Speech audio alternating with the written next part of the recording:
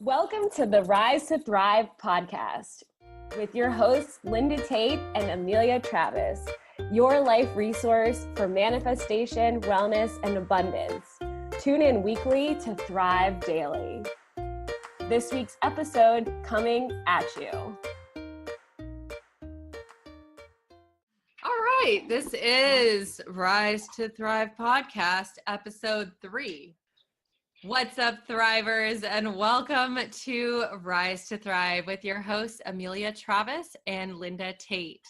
Woo! We are so excited, you guys, to bring you this episode today as we head into 2019, looking towards a new year.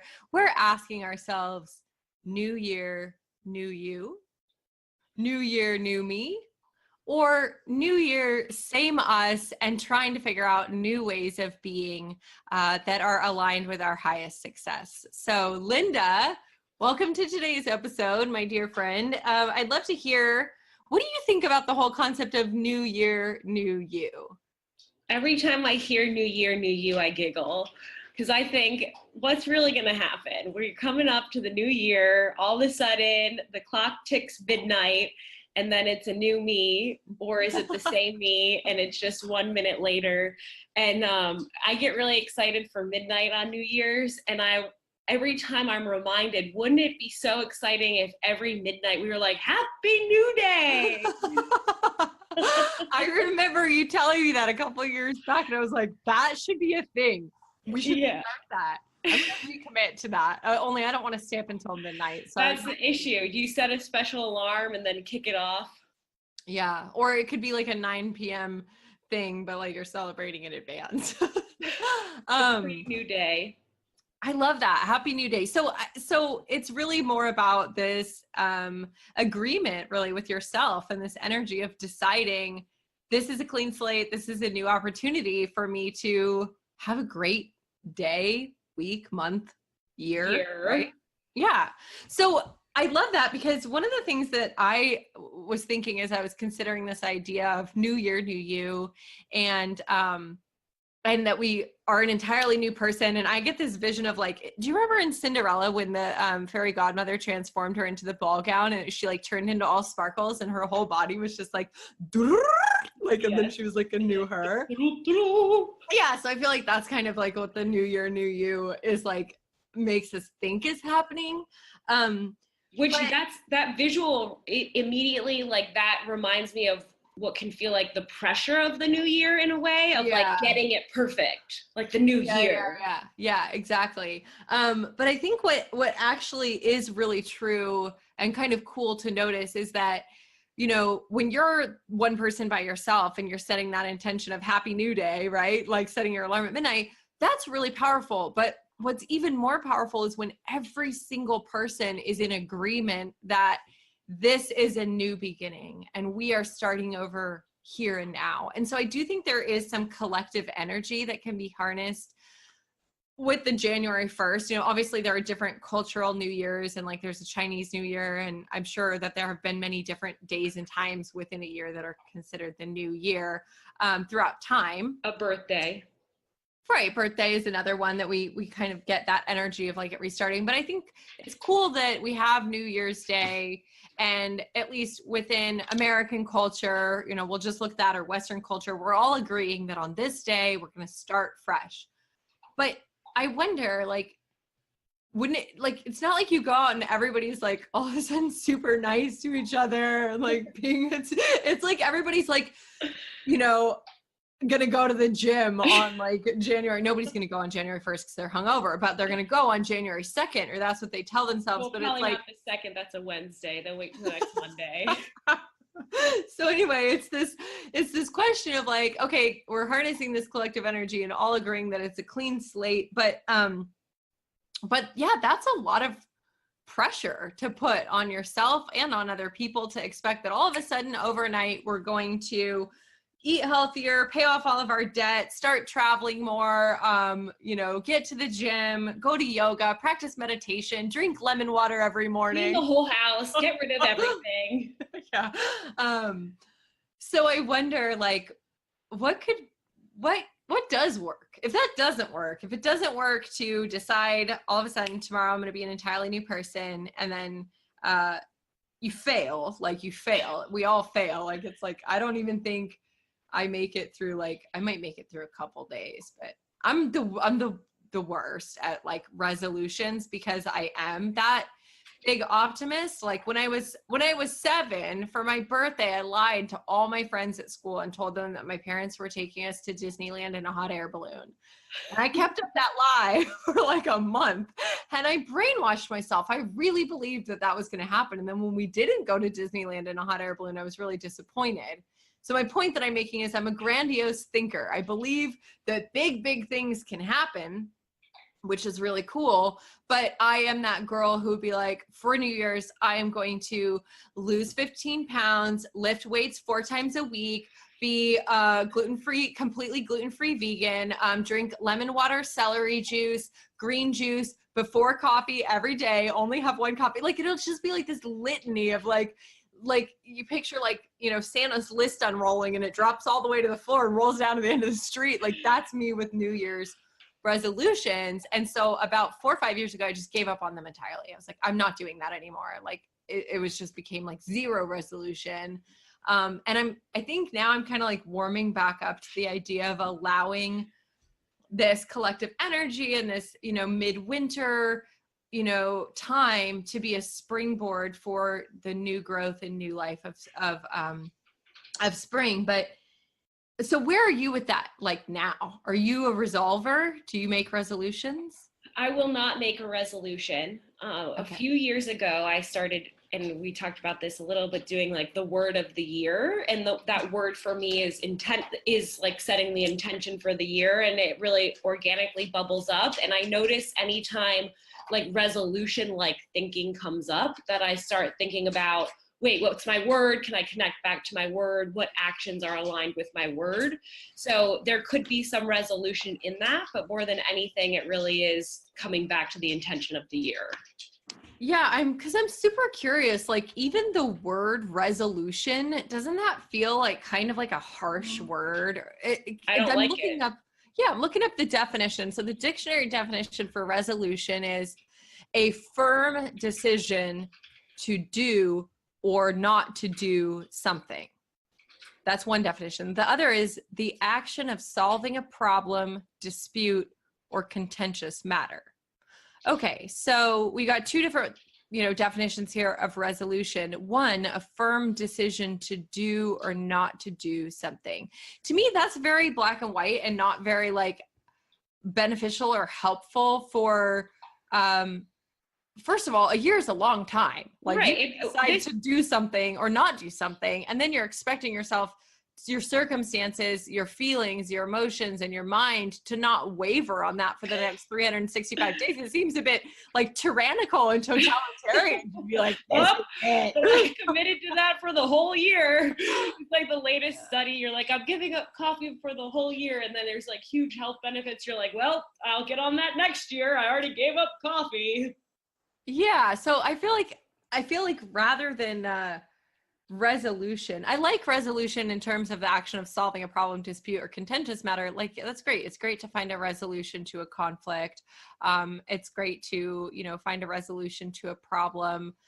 But I don't think that is at all the correct word for the desire of what you want to cultivate for an entire year. And 2 words that just came up are like alignment and check-in. So could it be like the massive annual alignment check-in, where you really can take some inventory of your past year and see what worked, what didn't work? And now as I go forward for 2019, being intentional about cultivating more of what worked, letting go more of what didn't work, and being really flexible in the pursuit of that, with now, you know, would it be a monthly mini alignment check for the rest of the year, monthly, yes, or quarterly, yes, you know, and taking that personal accountability inventory along the way, that feels really good. And it's like the decisiveness around what's working, what's not working, to me, there becomes this like beautiful flexibility in living where this week something could work and next week it might not work, right? Like this week I'm loving running, next week I'm hitting yoga. So when it's like, I'm doing this 4 times a week or, you know, so strict, how does that allow for the flexibility of life? I think there is a happy meeting place of all of this. That's really powerful. So what I heard you setting up was 2 things. One, reflecting on the previous year, getting aligned, creating an opportunity for alignment with yourself and taking inventory of what's working and what's not working. And I think we could apply that to kind of all the different areas of your life. But if we were going to break them down, you could be looking at what's working and what's not working with your nutrition and your nourishment of yourself, not even just with food, but nourishing. How are you nourishing yourself with what you're taking in, what you're reading, what you're watching, what you're listening to, how you're immersing yourself in nature or not. So nourishment, fitness, and wellness. So like what inventory can you take of like, how did you treat your body in 2018? How did you move your body? How did you practice self-care outside of exercise? And was it loving or was it punitive? Right. And so looking at your fitness, looking at your wellness, looking at your relationships. And this is not just your love relationships, but your familial relationships, your friend relationships, your collegial relationships, the people that you work with. How are your interactions with other humans in 2018, right? Did you have enough of them? Did you have too many? Did you need some more you time? What else? Well, and I think too, to add on this, as you're, you know, assessing going forward for the new year, how we were saying, like picking your word, you could have a word trigger for each of these categories, finances being another one. We touched on that last week. Like home life, environment / home life. Yeah, absolutely. I'm writing them down. I'm taking notes because I'm going to follow up on this with myself later. Travel, or I'd say like travel or retreat, recreation. Yeah. I think like, what are you doing that you really enjoy? Absolutely. Right. Like life. Have you gone to improv lately? Yeah. I think to community, which is a little bit different than relationships, but like for some people, this might be church. For some people, it might be volunteering. For some people, it might be just even as simple as like going to the local park. Like you walk your dog to the park every day and you sit there in the community of other people. But, you know, are you contributing to your community, or did you do something for other people in 2018? Maybe contribution or service. Yeah, community and contribution. I think that's important because I think that's a huge part of how we view ourselves and how we experience life is what we gave to others and to our community. So nourishment, fitness, wellness, relationships, finances, your home environment, traveling, retreats, recreation, fun, community, contribution. And then there's this kind of, I'm not sure what word we would use for it, but like your internal experience, like how is your self-talk in inner self, inner talk? Yeah, inner self. Inside. Yeah. And spirituality or perhaps connection. Yeah, and I think those all kind of go together. The inner self, the inner journey, spirituality. Were you connecting with something greater deep inside yourself and something bigger than yourself? Use your and what you like to be. Creation. Yes, absolutely. Looking back at what did you create in 2018? And that could be a new relationship, a new job. It could be art. It could be music, writing, a human. So many things that you could create, right? So I think taking inventory and doing this alignment check is a great way to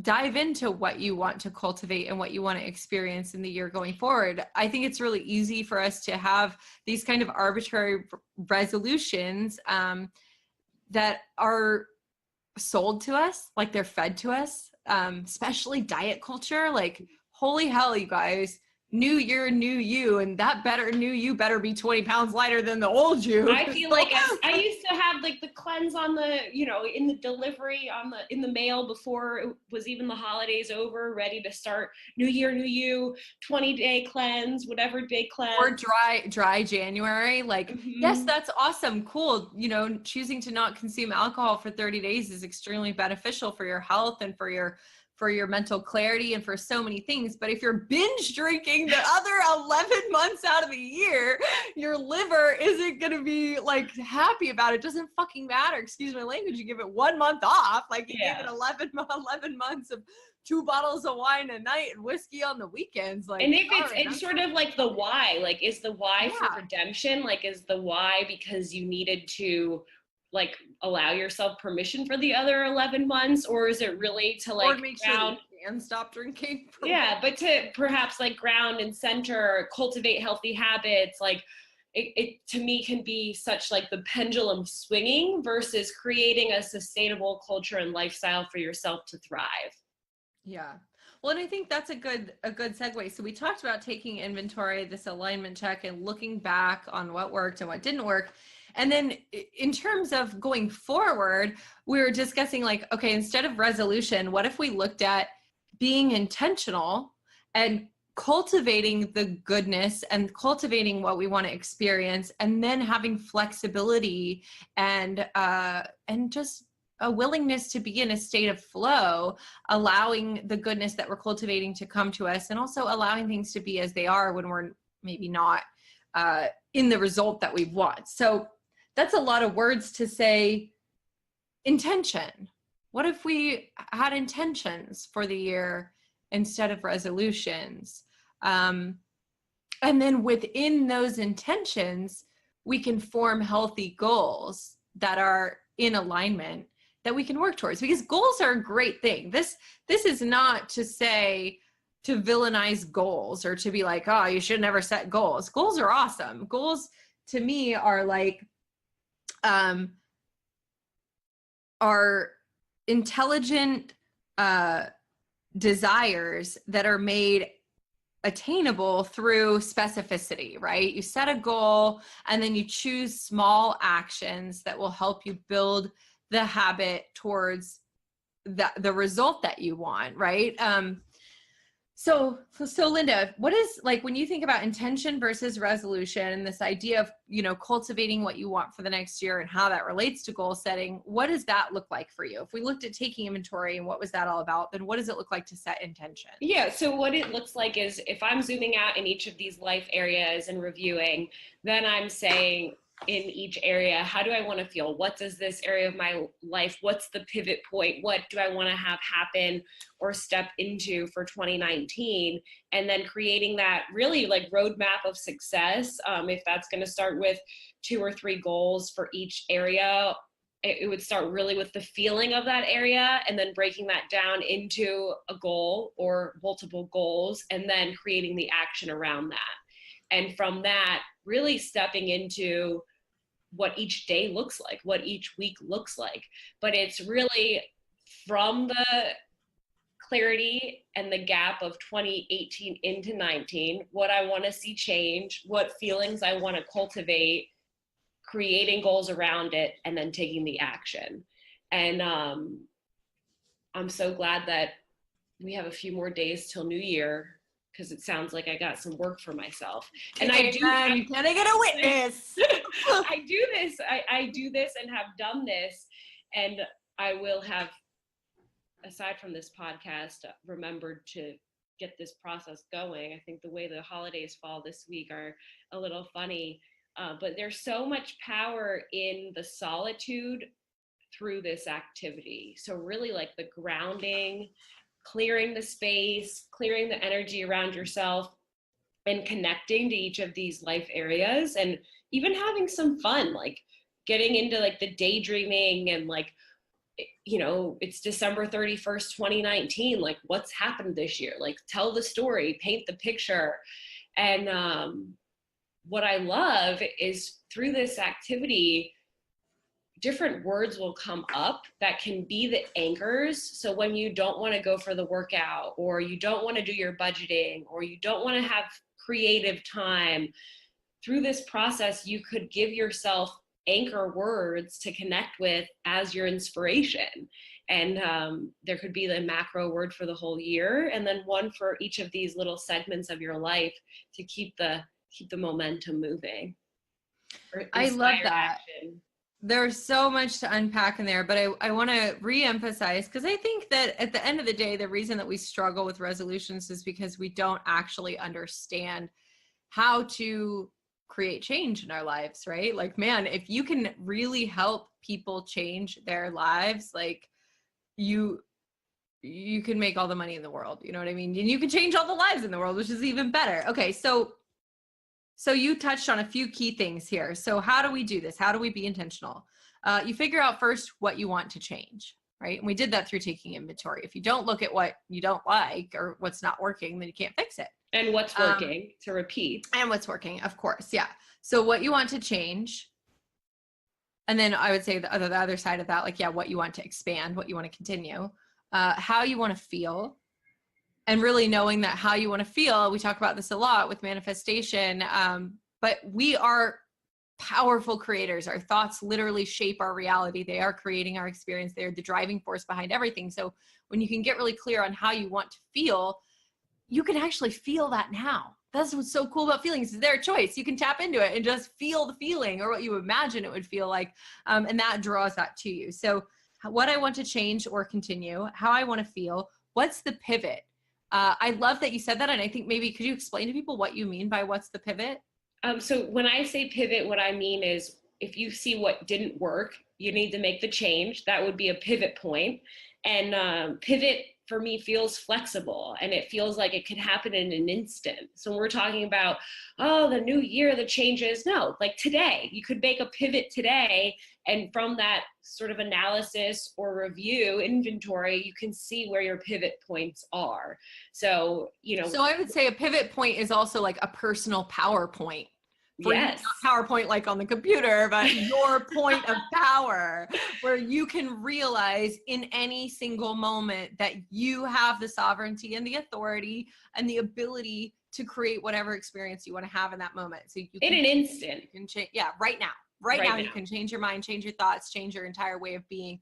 So that's incredibly powerful. So the roadmap, and then you said creating a roadmap to success, which means once you get the clarity on what you want to change or continue, how you want to feel, recognizing your own opportunities for the pivot, then creating a vision, right? Mapping out how do you actually want to, and it's not even about how you want to get there. It's about how you want to be as you're going, wherever it is you're going. And like inspired action. Like, I think in this process, you'll feel so connected that, there's going to be just this organic inspiration that bubbles up that's like, I should call John. I need to go here. Let's do this. And it's like, that's your starting point. And so it can, I think, sometimes get so lost when there's like the internal chatter and there's all these things to do, versus like you have your roadmap.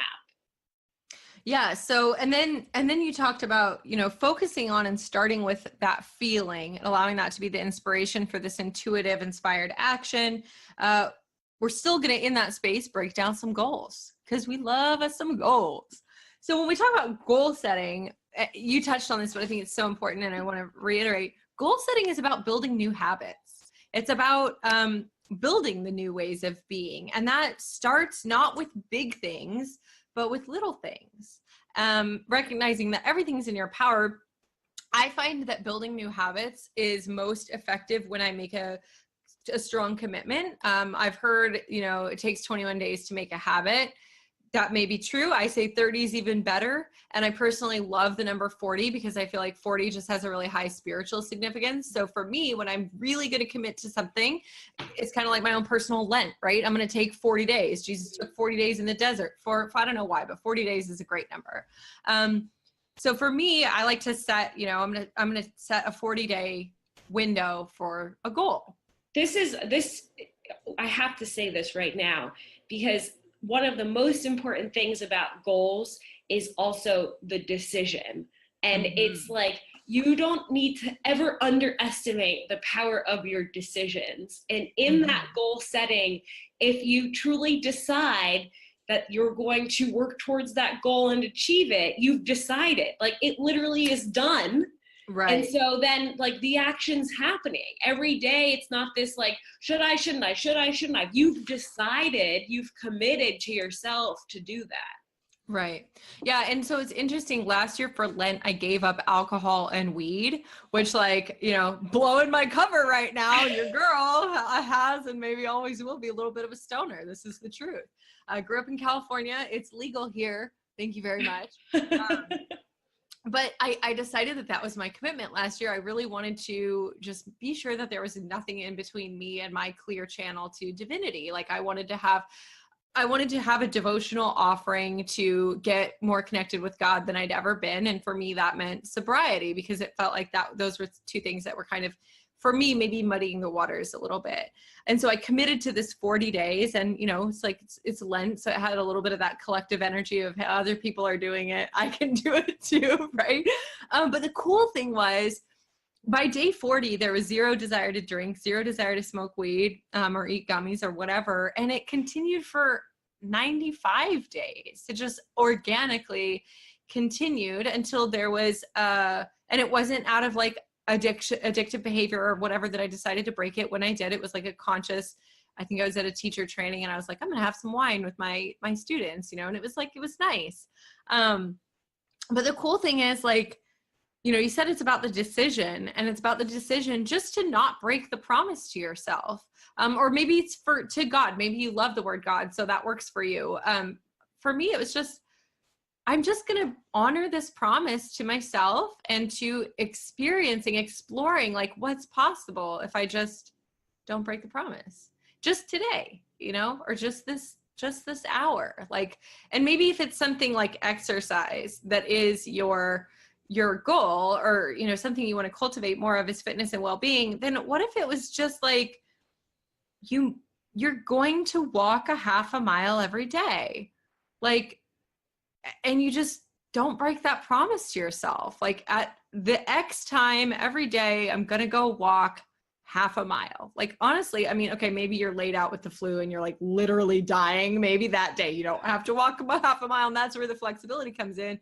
But if every other day it just becomes this beautiful thing that you're doing to honor yourself, this self that is in you that wanted to do that thing, that still wants to do that thing. And just, just respecting yourself a little bit more, loving yourself a little bit more, giving yourself the gift of honoring this promise for whatever amount of time. And where did it originate from? Because if it's truly you, then that commitment to you versus like, this is what people are committing to, I'm going to jump on the bandwagon. Totally. It's not going to work if it's because society right. It's lose your cellulite on January 1st. It's your personal alignment. It only has to do with you. Yeah. So then once we have made the decision and we want to build goals, I think there's a couple things that you can do to make goal setting and goal accomplishing fun and easy. Fun and easy. One is just deciding that it's going to be fun and easy, right? So start with that decision. Like accomplishing this goal is fun and easy. So start there. So, and then choose small actions. Okay. So setting goals, instead of saying, I'm going to exercise every day. 1, that's not specific. 2, it's a huge goal. And 3, it has no flexibility. What if instead you tried, like, I am going to consciously choose the stairs. I'm going to commit to 10 minutes of morning yoga in my room next to my bed. I'm going to, like I said, walk a half a mile daily. Choose a small action, something that's not like, I'm going to go to Orange Theory Fitness 7 days a week. To the 6 a.m. class, non-negotiable. Yeah. Why would you do that? You're literally in that moment. I feel like you're doing that as a self-sabotage mechanism to give yourself permission to fail. I give you permission right now to experience whatever you want to experience and label it success or failure or whatever. But if that's the kind of goal that you're setting, and then you're beating yourself up in 3 days because you didn't do it, like, you're just being a dick to yourself. And then it's like, I do this every year. Yeah. And then you're berating yourself for like being a human failure instead of just being recognizing that you're just being a human, and that those are not realistic goals. So choose a smaller action. That's my one. My two is create an effective, like you called it a trigger, is a stimulus response pattern, something that is a modification of your existing habits, behaviors, so that the trigger prompts you to do the thing, right? So if every morning, like this is me, right? I desire to choose lemon water, celery juice, or green juice before I choose coffee. I'm not quitting coffee. Don't get it twisted. That will not happen. But I want to choose, I want to choose lemon water or celery juice or whatever instead. So my stimulus response pattern is I'm going to put the mason jar and the Vitamix and everything that I need to make the celery juice out the night before. And I'm going to put a little note, a loving note on my coffee maker that says juice first, smiley face. Right. And then when I wake up in the morning, my habit is to go to the coffee maker, like first thing, like a drunk blind zombie stumbling to the coffee maker. I'm aware it's super addictive, you guys, for all my Ayurvedic and like super wellness friend. I know, you guys, I know coffee's not that good for you. I'm going to keep doing it. 2 to 5 cups a day in some studies have shown to be very helpful. There you go. I love those studies, but I'm modifying my existing behavior. So I'm making it really easy. And I'm also creating a ritual around it where like, I have, my special mason jar that I use for my celery juice. And it's silly, but it's just like I have my special hydro flask that I use for my coffee, and it makes it feel like it's part of the new ritual. And so then that led into my third point, which is make the new action easy and set yourself up for success. And so there's some really cliche ways of saying this, like put your running shoes next to your bed and like lay out your workout clothes. And actually those are awesome. Those are way better than not doing that. Those are definitely going to help you put those things on and get out the door. Create a playlist that makes you excited. Set an alarm on your phone that says, good morning, badass, smiley face, heart, unicorn emoji. Like, it's going to be a kick-ass day. Get ready to run. And then you might like hate yourself of yesterday when you wake up and read that. You'll be like, oh, she's so chipper. Self of today just wants zombie walk to coffee machine. And I think do small actions, create your stimulus response pattern or your trigger to modify existing behavior, and then make the new action easy. Set yourself up for success. Goal setting. Yeah, and find ways for you. If any of these areas are like lots of resistance, I love when you say make it easy, like make it a little fun. Like I was talking to someone, they're like, I just can't make time for X part of my business. I hate it so much. And I was like painting this gorgeous picture. I'm like, well, you like tea, right? And like, yeah. I was like, oh, like what about your favorite tea when you sit down to do that? And what's your favorite music again?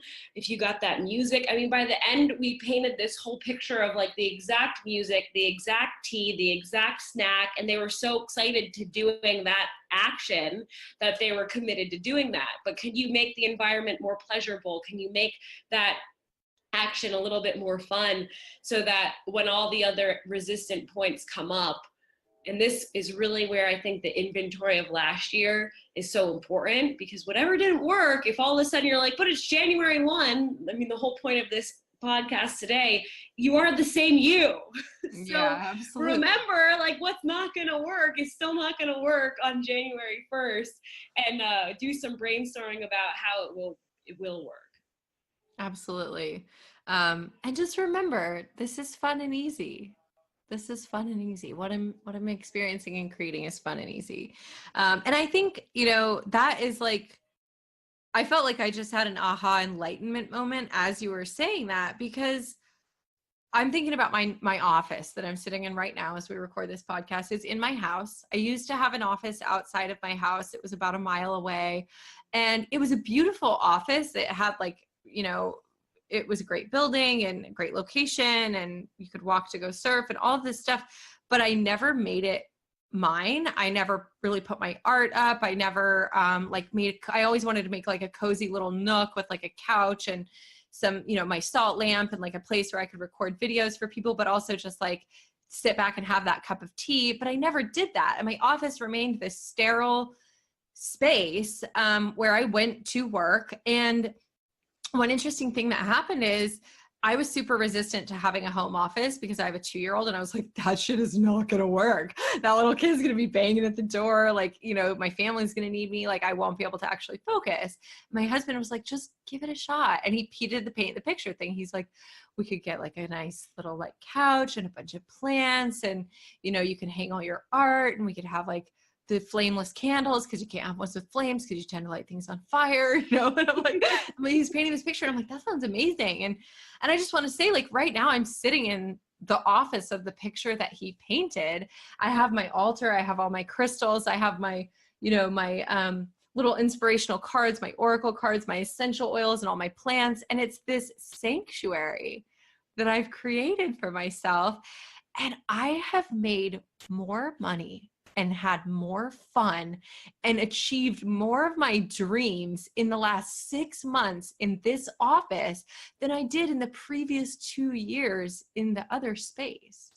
And so that's an example of how the environment that you create, which you get to create every single day. When I walk into this office, I set the mood, I light my sage or my Palo Santo, and I get just the right light, and I sit down and I say some prayers, but I get to create that space. And it's been so potent and powerful for like the butterfly effect of how that energy affects everything that I'm creating. Right. And so part of it was I got over my resistance to have an office, and I agreed with my husband, and I was like, I'm going to make this the most beautiful and peaceful space. And it's my favorite room in the house. Like, I love my freaking office. You know what I mean? That's just a little bit to do with the fact that it has a baby gate and a door that I can close. And you also, you gave the perfect example of using like sort of what didn't work into what did work or what is working, and really making it, setting yourself up for success. And I think right now and any time in the year is a perfect time to do that assessment and make the changes, and also like simplify, or, it's like the Marie Kondo, like just clearing some of your space and getting rid of some of the junk and declutter, the ongoing process of that. So you do feel lighter and energized and working in or being in the space that feels the most supportive of you. Absolutely. And I have found that to be incredibly powerful. One of these days we'll talk about cleansing and clearing for abundance, because during your wealth expansion workshop, that's something that I set the intention to do, and then came home and did it and experienced powerful results in terms of what I was able to receive after doing that cleansing and clearing. And it's now something that I'm committing to, like, ongoing. Like, even just yesterday, I did some returns from, Christmas gifts and exchanges. And then I came home with the new stuff, and I was like, I really feel like I need to make some space here right now. So I went through my dressers and my closets again and got rid of anything that really didn't like bring me joy. Like, I'm like, oh, I don't want to wear that. Like, I don't get excited looking at it. Okay, let's just get rid of it. Because then the cool thing is you can create this space in this life where everything that you surround yourself with is like superior level for like what you want. You know what I mean? Whether that's your clothes or your workouts or your food. Like, what if instead of quantity, you really did choose quality, and like only things, experiences, people, forms of nourishment that made you feel really, really good, and not good in just the virtuous way, but good in the way of pleasure. And this recognition that our success doesn't have to be linear. It doesn't have to be masculine. It doesn't have to be, crushing the goal. It doesn't have to be point A to point B. It doesn't have to be, I was this and now I'm this. It can also be like a spiral. It can also be this process of just returning to center. And it can be this, this more, I think, fluid, receptive, feminine, like just way of experiencing. And a huge part of that is tied up in pleasure. So like, can you get back to the question of making things easy and fun, and then go a step further and be radical enough to say, could I make this pleasurable? Like, could I enjoy this? What if this was like, treat yourself? It's You know? hedonism. Hedonism. Yeah, man. Yeah, hedonism is good too. Like how Hedon. The hedonist. A little bit hedonistic about it. And like, so like growing up, my maiden name was Heaton. So you know, I have a close association to hedonism because hedonism is like it's all making sense. Yeah, it's all coming clear. So okay, so I think to kind of circle this all together, you know, we talked about resolutions, we talked about goal setting, and we talked a little bit about intention setting, but I think what this has all been kind of leading to is like, what if you were to set intentions rather than resolutions, and let those intentions inform your goals? And so, you know, we were both had the privilege of taking an intention setting workshop with our friend Melanie Smith, who's an incredible yoga teacher, if you ever get the chance to study with her. And she gave us the opportunity to really explore the difference between goals and intentions, and talk about how intentions are really rooted in feelings. And so I think, Linda, you know, one way that you shared to cultivate specific feelings and intentions is choosing words. So can you share a little bit about either, you know, choosing a word for 2019, or like you said, choosing words around each of these key areas in your life, and maybe share some of yours if you feel so inclined. Yeah, the easiest way I could explain this process is to just feel yourself rooted and centered and picture the new year, 2019. And for me, it can be as quick as an instant where the word like flies in. Depending on how centered you feel or what other thoughts are going through, it could take a little bit of time to get into that fluidity, and give yourself grace. It doesn't have to come instantly. So this year, my word is fresh. And it just felt so, like, as soon as I said 2019, a second later, the word fresh came, and then it was all the other like sub words underneath it. But just that's my word for 2019. I have yet to go through each like life category, and I am so excited to do that because it feels like the exact right moment to insert some pivot points and some action to support my vision for the new year. And I don't know, I would just have to say, like, the easy and fun part it really is. I love getting a few minutes here, 20 minutes there, an hour over here to do some of this work, and it's so powerful. And when I come back to moments of resistance, and this literally happened to me this morning, I've been letting my little Lily Rose puppy run on the beach in the mornings, and I felt myself so caught up in the resistance of emotion. And I thought, and it was so conscious, and I thought, you don't need to be in this emotion so deep. And like, it immediately gave me the space to then think of how I would rather feel.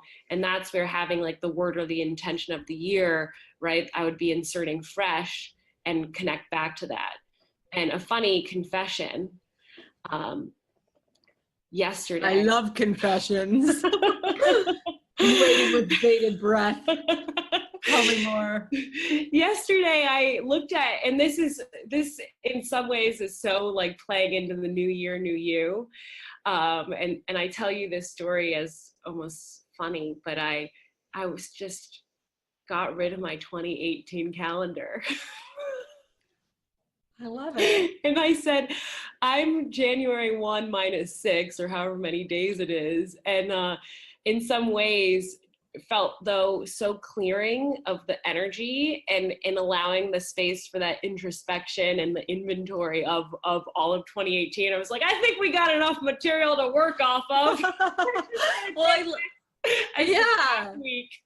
I love that because I mean, have you seen? There's like a meme floating around that says like that week between Christmas and and New Year's, where like you don't know who you are, or what you're doing, or like what day it is. And we're kind of in this weird like, you know, everybody's trees are up and Christmas lights are still on, but like the streets are just like quiet, and it's just like this weird in between time. So I love that you're just like, you know what, 2018.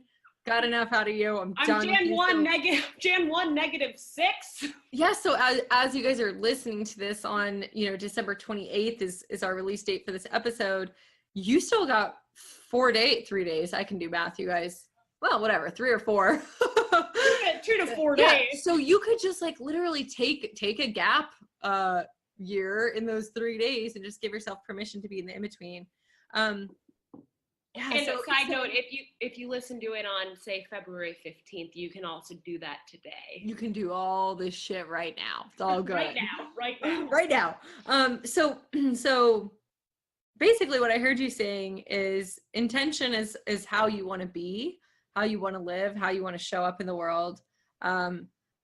With intention, as opposed to goals, there's no expectation of or timeline for the outcome. And that's something that Melanie shared with us in her workshop. Intention is something that we want to align with in our lives, something we'd be proud to commit to. It's something that's heart-driven and it evokes a feeling of purpose. So when you do your intention setting for the new year, allow yourself to live in the wisdom of uncertainty and set intentions from a place of trust in the fullness of your true self, in the power of your divinity. I mean, we're human beings and we're divine beings, right? So if you want to create ritual around this, maybe start with your sage or your Palo Santo, your crystals, or if you're not into all that new age woo-woo stuff, like just get quiet, sit down in nature or in a place that you find peaceful. And just like you said, Linda, take some solitude, some time for yourself. Start with contentment. Start with focusing on the feelings of where you do feel a lot of gratitude. Allow yourself to kind of go blank and then draw in this feeling of contentment, gratitude, and start to maybe do a stream of consciousness exercise and just export, like hand to paper, a couple pages of clearing all the crap, like just what was 2018, and just free write and go for a couple pages. Once you've done that clearing or releasing, or that could be, even mental, if you're not a writer, you don't enjoy that process of journaling, just voice memo. Voice memo, whatever. Clear the junk from 2018, set the mood, create that fertile place with whatever feels like a nourishing environment for you. Drop in, get in touch with your deeper self, your highest self. Not the new you, but the you that's been there all along, the you that exists outside of space and time, the you that you were born with and that you're going to die with, and get in touch with that you. Ask you self, how do I want to feel? What matters to me in my life? What do I want to build, create, or nurture? How do I feel when I'm my happiest self? And start to really resonate in that space. And then when you're allowing this intention setting to move towards more specificity, ask yourself, like, how do I want to feel when I look at my schedule for the week? How do I want to feel when I get up and get dressed in the morning? How do I want to feel when I go to my job? How do I want to feel when I'm in love? How do I want to feel in my family relationships? How do I want to feel when I look in the mirror? When I hold my babe. How do I want to feel when I hold my babe? Yeah, all of these things. And as you ask yourself, allow yourself space and time to answer. So whether that's through journaling or through voice memoing or just through that quietness, sitting with yourself, really let the answers come. Don't feel like you need to go through each of those questions quickly, but allow yourself to rest there until the answers, they feel like a bubbling up from within you. Be clear and specific. Allow yourself to vision and to daydream. Connect emotionally, so really feel those feelings, and allow yourself to be in that desire. Give yourself permission to want these beautiful, wonderful feelings and things, and allow yourself to desire them, because that's what's going to start to allow them to actually come in. If your goals and your intentions are being set from a place that is punitive, that's punishing yourself, that's rigid, and that's dogmatic, that's not a good place for things to grow. Like, things grow from a place of love and compassion. And some of that, the ability in those feelings, like the resistant feelings in this process, if you do notice them so intensely bubbling up, to spend time and just feel those and like observe those. Because I noticed with that can come shame or wanting to ignore whatever feeling comes up.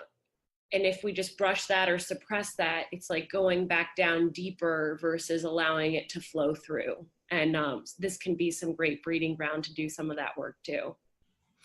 Yeah, so we'd love to invite you guys to share with us after you listen to us. Drop us a comment on Instagram or on leave us a review on any of the podcasts, and just share with us, like, what did you take away from this? We'd love to hear what your word is for 2019 if you're setting a word. I know Linda asked me what mine was, and I had my 33rd birthday in October, and I had a very clear download that my word for my 33rd year is integration.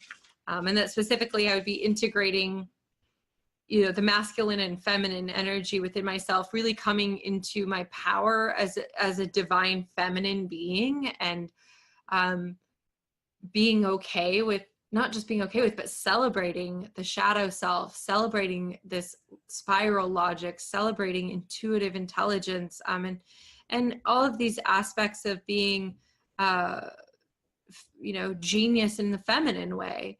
And so that was my word for my 33rd year. And also integration, of all of the lessons that I've learned in life with all of these different categories, about how to love myself, and really allowing myself to integrate all of my past experiences and knowledge so that I can move forward in my full self. And so one word that came up for me for 2019 possibly is synthesis, but that didn't really feel like exactly right. And Linda offered me a suggestion that actually feels really good. And that was the word of light.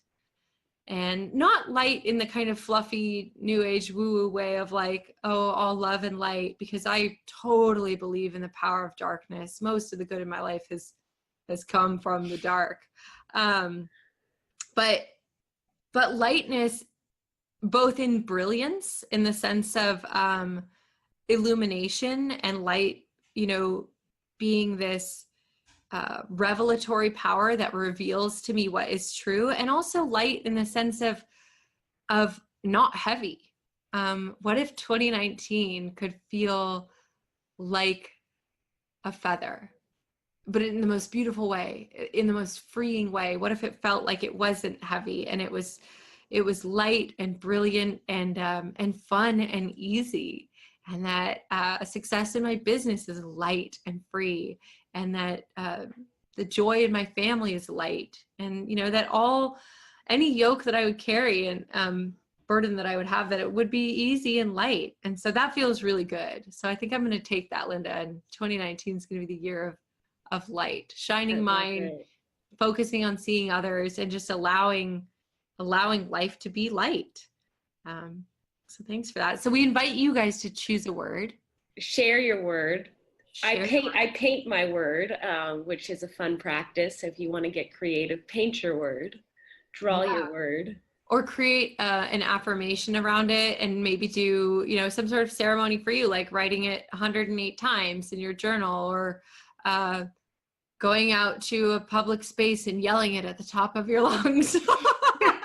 Please send the video. Maybe not 108 times because you might get arrested, but go for 3. Pick that out. I am light. I am light. I am light. Go to your local produce stand. Possible, please. Yes. We'd love to see those videos. We'll expect to see those pouring in DMs pretty soon. We'll post them on our social media if you share them with us. So that brings us to our book club for this week. So Linda, will you share with us, if we wanted to really do a little bit more around intentions and goal setting and creating this beautiful, powerful, positive life of success for ourselves, what might we want to read?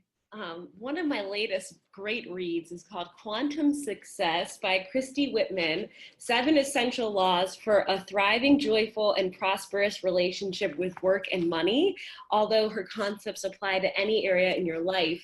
And on page 94, I opened this up today. It said, what are you waiting for? by uncovering the future outcomes you've been waiting for in order to finally feel successful and deciphering the feelings you think those outcomes will provide, you will shift your focus from one of wanting to one of already having, and speed the rate at which all your desires manifest. And this book, the way she writes and puts in action some of the concepts for both manifesting, visualizing, and inspired action, I really feel like she nails it, and in a manner that's really digestible, and some beautiful journal and writing prompts. So Quantum Success, bring it on. Quantum Success. And what's the author's name? Christy Whitman. Quantum Success by Christy Whitman. Thanks, Bring Christy. it on, 2019. Yeah, thanks, Christy. Shout out to you, 2019. I would love to hear your word or see your video.